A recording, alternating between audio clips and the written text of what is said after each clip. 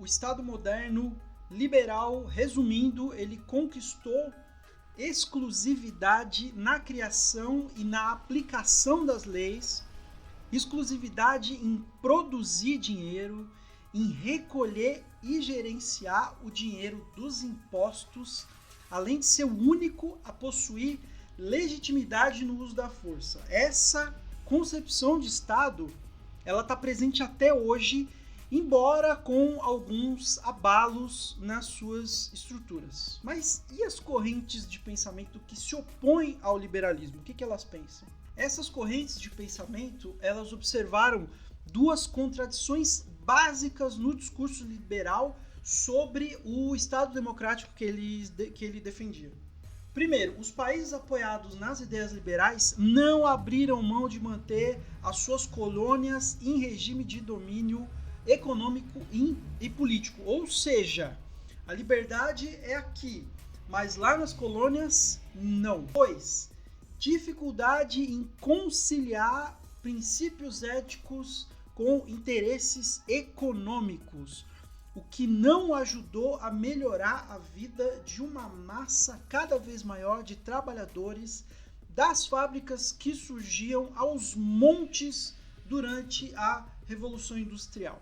Essas contradições estruturais serviram de base para as críticas ao Estado moderno que surgiram adiante com as ideias socialistas e anarquistas. E é sobre elas que eu vou falar um pouco. Basicamente, as condições nas quais viviam os operários europeus ao longo dos séculos 18 e 19 não eram muito animadoras.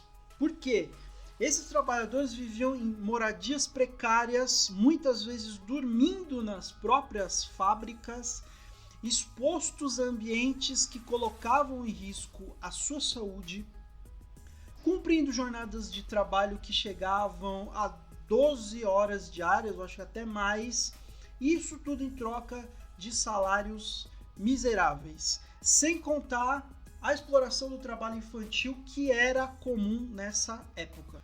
Foi nesse contexto que os operários das fábricas começaram a se organizar em forma de sindicatos, conselhos operários, comissões de fábricas, comitês de greve, enfim.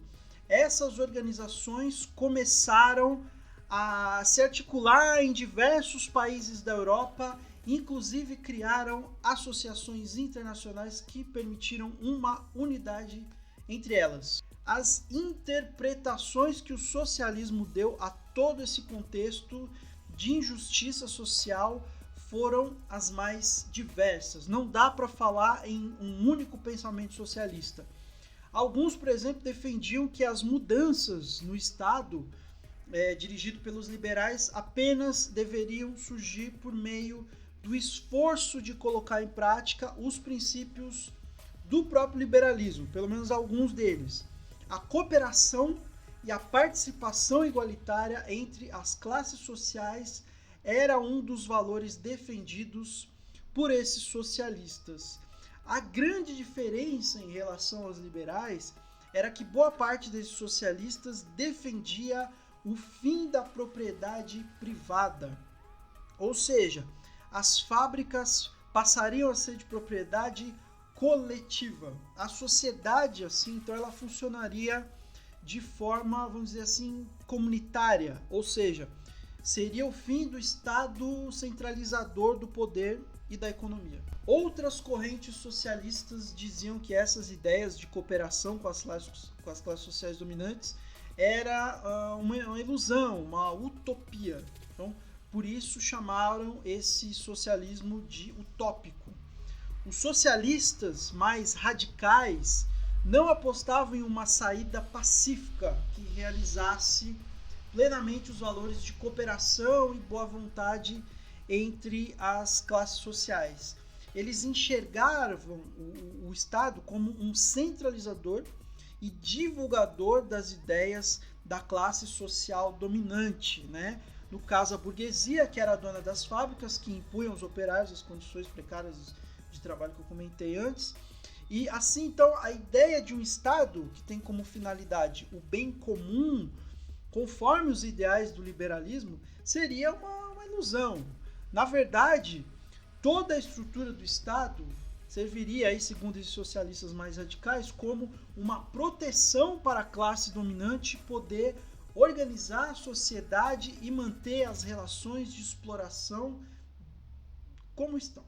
Assim, o que os socialistas mais radicais pregavam era simplesmente o fim do Estado. Isso ocorreria aos poucos após um primeiro período de caráter revolucionário que colocaria os trabalhadores, chamados também de proletários, no controle do Estado.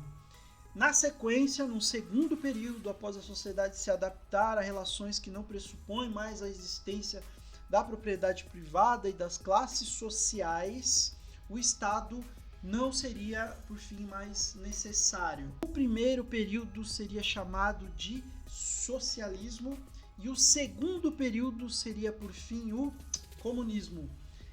Então, grosso modo, essa é a diferença entre socialismo e comunismo. A ideia é que o comunismo seria uma etapa posterior ao socialismo. No socialismo, o Estado ainda é necessário para organizar uma sociedade ainda cheia de injustiças sociais, herdeiras daquele período anterior, do capitalismo. No comunismo, o Estado já não é mais necessário, porque as injustiças sociais, essas herdadas, já não existiriam mais. Comunista do inferno! E qual seria a visão anarquista sobre o Estado? Né? Basicamente, ela não se diferencia muito da visão comunista, com exceção de que os anarquistas são radicalmente contra a centralização e a hierarquização do poder. Então, as organizações de bairro, os coletivos com as mais diversas finalidades de organização se opõem a estruturas fixas de poder. Talvez os comunistas ainda acreditem que, mesmo numa etapa posterior ao socialismo, algum tipo de centralização ainda possa existir. É difícil dizer quando e se de fato nós chegaríamos a formas de organizações mais espontâneas e autônomas. Tudo isso dependeria de um processo. Já os anarquistas defendem essa forma mais livre e espontânea de organização imediatamente após o período revolucionário. Curiosamente, existe uma corrente ultraliberal auto-intitulada anarcocapitalismo que defende uma visão comunitária e descentralizada do poder, assim como os anarquistas da esquerda. E daí vem o termo anarco, do nome anarcocapitalismo. A diferença é que esse grupo ultraliberal leva ao radicalismo a liberdade defendida pelos liberalistas clássicos, mantendo o princípio da propriedade privada.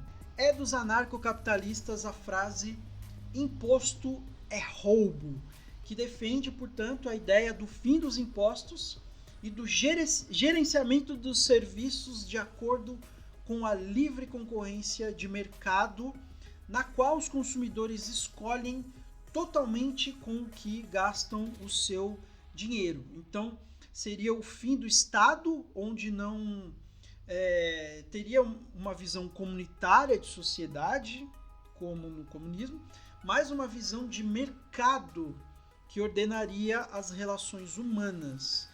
Essas ideias também estão bastante relacionadas com o que se chama de neoliberalismo. Bom, rapidamente, essas são algumas ideias que se opõem ao Estado liberal clássico e, como vocês puderam ver, elas se encontram tanto à esquerda quanto à direita do chamado espectro político e são ideias ainda em disputa nos dias de hoje, principalmente com as tentativas de implementação ampla do neoliberalismo em países como o Brasil. Bom, é isso.